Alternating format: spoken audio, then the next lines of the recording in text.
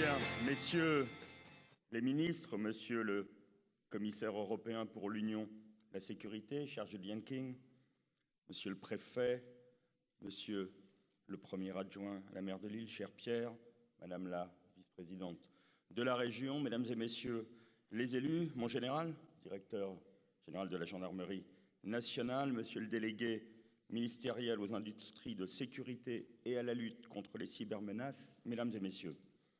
C'est un grand plaisir d'intervenir à l'occasion du 9e Forum international de la cybersécurité. J'attache une importance toute particulière, au nom du gouvernement, à ce forum qui est devenu, au fil des années, un lieu central de rencontres et d'échanges entre les acteurs privés et publics de la sécurité numérique. En témoigne le nombre de visiteurs, votre présence ici, experts, décideurs et intervenants présents aujourd'hui. Aussi, je veux remercier les organisateurs, bien entendu la gendarmerie nationale, mais aussi la région Hauts-de-France, ainsi que les sociétés CEIS et Eura Technologies. Grâce à vous, cette année encore, le FIC est un rendez-vous absolument incontournable. Cette année, ce sont les nouveaux usages numériques que vous avez choisi de mettre à l'honneur. Ils constituent à la fois une nécessité ainsi qu'une véritable opportunité, dans la mesure où ils permettent de faciliter la vie de nos concitoyens, de développer de nouveaux secteurs de l'économie, de diffuser la culture encore plus largement, mais aussi de simplifier les process des acteurs de la sécurité, au premier rang desquels les services de l'État. Le ministère de l'Intérieur a bien sûr un rôle central à jouer dans ce mouvement et d'une manière générale dans la transformation de la société par le numérique, et ce toujours avec, et c'est nécessaire, une logique d'anticipation. C'est là tout le sens de la stratégie de prospective CAP 2030 initiée par le ministère et intégrant le numérique parmi ses priorités. Dans ce cadre, nous devons ainsi continuer de développer de nouveaux usages grâce au numérique pour mieux répondre aux attentes de nos concitoyens, notamment en termes d'efficacité et de proximité, par exemple sur les réseaux sociaux.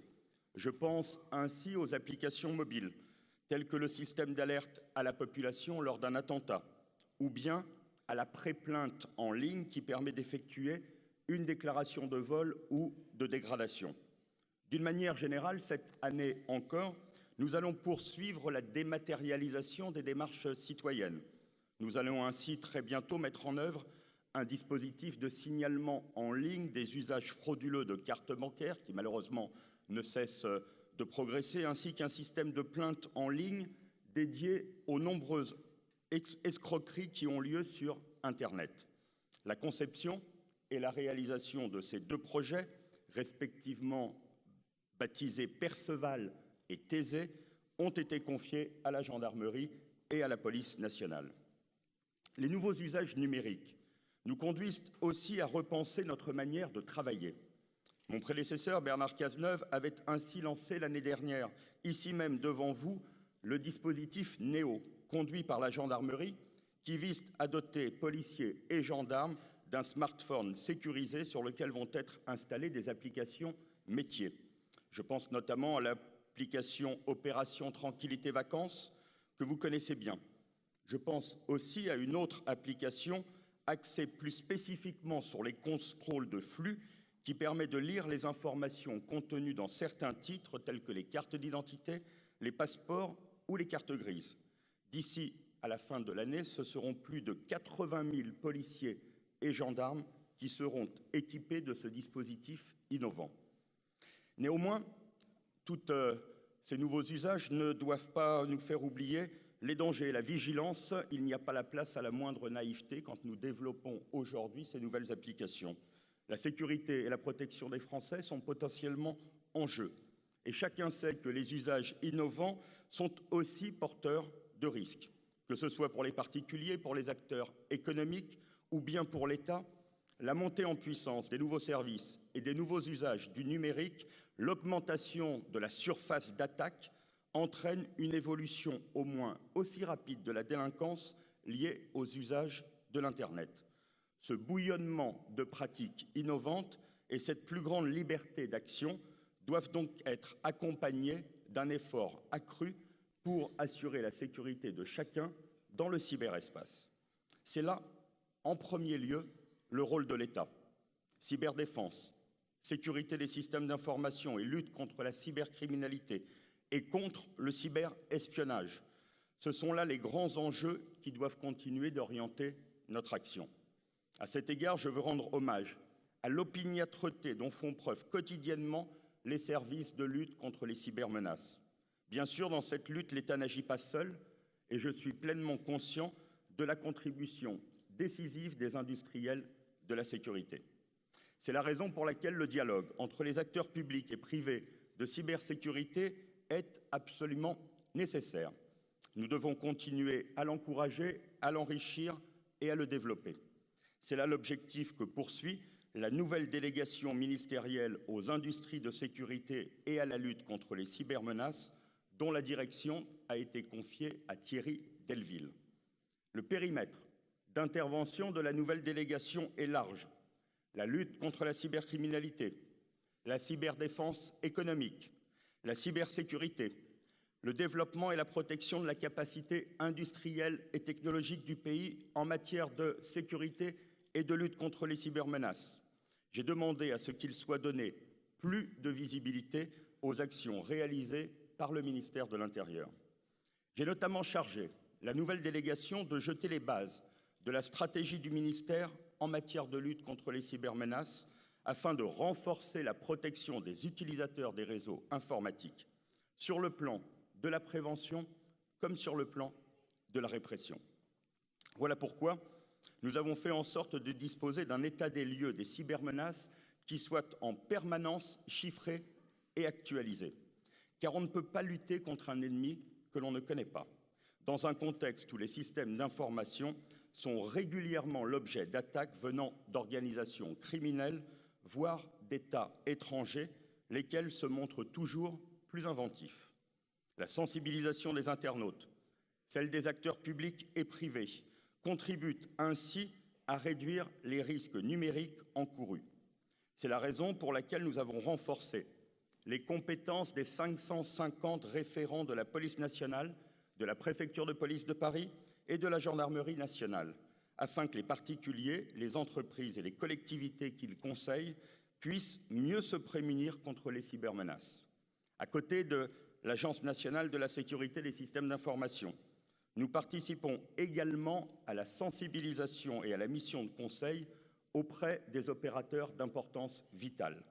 Parallèlement, nous faisons en sorte, toujours avec l'ANSSI, de mobiliser les énergies en faveur de l'émergence d'une offre française et européenne de cybersécurité, notamment dans le cadre des travaux menés au sein du comité de filière des industries de sécurité. On le sait, aucun système d'information et de communication, quel que soit son niveau de protection, n'est complètement à l'abri des cyberattaques.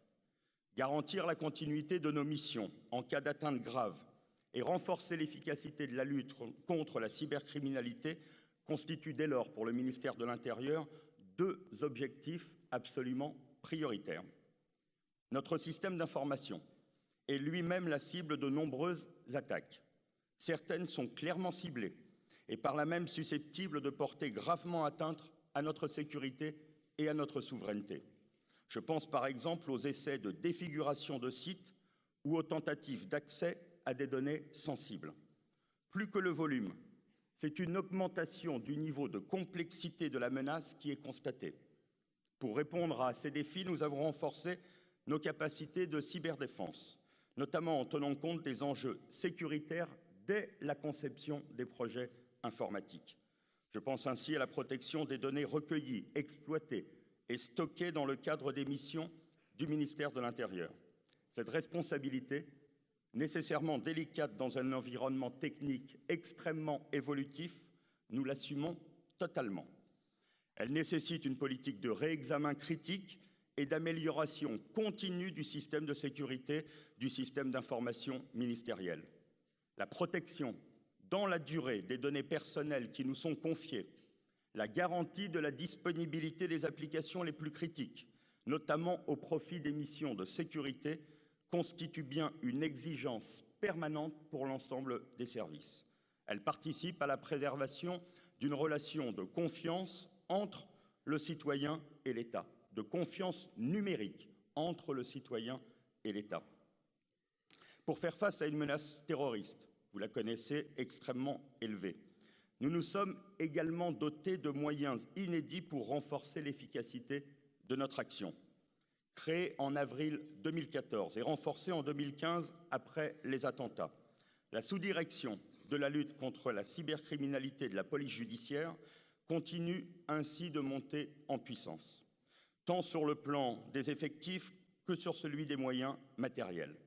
Elle a mis en place un laboratoire et une base de données lui permettant d'exploiter les données collectées de sources françaises, européennes et internationales pour initier des enquêtes judiciaires. La SDLC poursuit la mise en place de capacités modernes de recherche de la preuve numérique. Elle a installé 13 laboratoires opérationnels du numérique dans les services territoriaux et centraux de la Direction centrale de la police judiciaire, véritable outil d'aide à l'enquête. Concernant la gendarmerie, le Centre de lutte contre la criminalité numérique du pôle judiciaire de Pontoise, que j'ai d'ailleurs récemment eu le plaisir de visiter en compagnie du commissaire européen Julian King, dispose d'une importance technique, d'une expertise technique de très haut niveau dans la lutte contre la propagande et le recrutement terroriste, comme dans la lutte contre toutes les formes de trafic sur Internet. Le réseau Cybergende, constitué de plus de 2900 enquêteurs spécialisés, prolonge son action de lutte contre la cybercriminalité dans les territoires et au plus près des territoires. Ainsi, les plateaux criminalistiques départementaux poursuivent leur montée en puissance en intégrant la dimension numérique au sein des cellules d'identification criminelle et numérique sous le pilotage du pôle judiciaire de la gendarmerie nationale. Plus largement, la gendarmerie met officiellement en place une mission de la gendarmerie numérique pour répondre aux nouveaux enjeux qui s'attachent au numérique avec un esprit d'innovation et de prospective que je veux ici, mon général, saluer. Bien entendu, comme je l'ai dit, nous avons aussi besoin du concours du secteur privé. Nous devons donc continuer d'approfondir les partenariats que nous avons su nouer avec les grands opérateurs de l'Internet, notamment dans le cadre du groupe de contact permanent. La France a été pionnière en la matière et elle doit le demeurer. Nous avons accompli des progrès importants, je pense au retrait de contenus terroristes ou pédopornographiques. En 2016, 834 demandes de blocage, 1929 demandes de déréférencement et 3129 demandes de retrait ont ainsi été adressées par la DCPJ aux opérateurs de l'Internet. Par ailleurs, nous avons adapté et mis à niveau notre législation avec la loi du 13 novembre 2014 qui nous a permis de renforcer la répression des faits de provocation aux actes de terrorisme et d'apologie du terrorisme. Depuis lors, de très nombreuses affaires ont été initiées dans ce cadre. Plus de 800 individus ont été identifiés par les forces de sécurité et plus de 50 peines d'emprisonnement ferme ont été prononcées.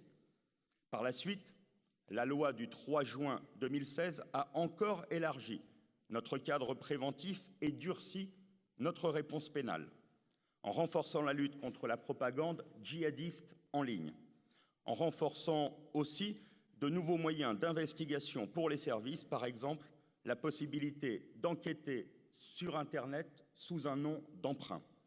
La loi s'est ainsi adaptée en créant un nouveau critère de compétence, celui du domicile de la victime. Les forces de l'ordre et les juridictions françaises, particulièrement les juridictions parisiennes, qui ont désormais une compétence spécifique en matière de cybercriminalité, sont désormais compétentes lorsque la victime demeure sur le territoire national. Peu importe que l'attaque soit lancée de l'extérieur. Mais il ne s'agit pas uniquement que notre pays soit bien préparé à l'intérieur de nos frontières. Les cyberagressions sont en effet généralement organisées depuis l'étranger.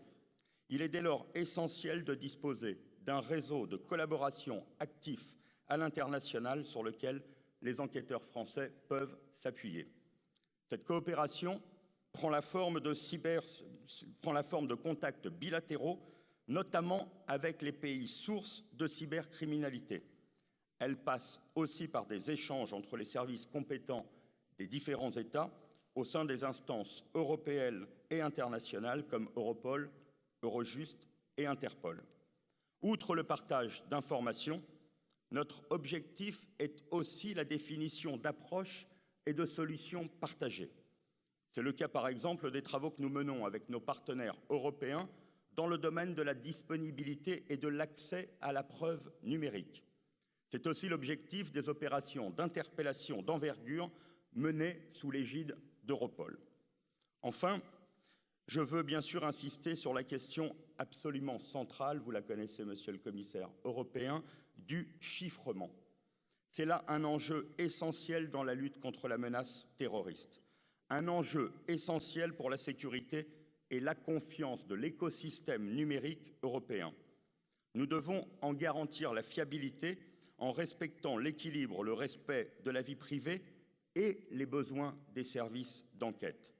C'est la raison pour laquelle, avec mon homologue allemand, Thomas de Maizière, nous avons lancé une initiative commune pour sensibiliser les États européens de l'Union européenne, les États membres de l'Union européenne, à l'importance de cette problématique pour que des solutions communes puissent être élaborées.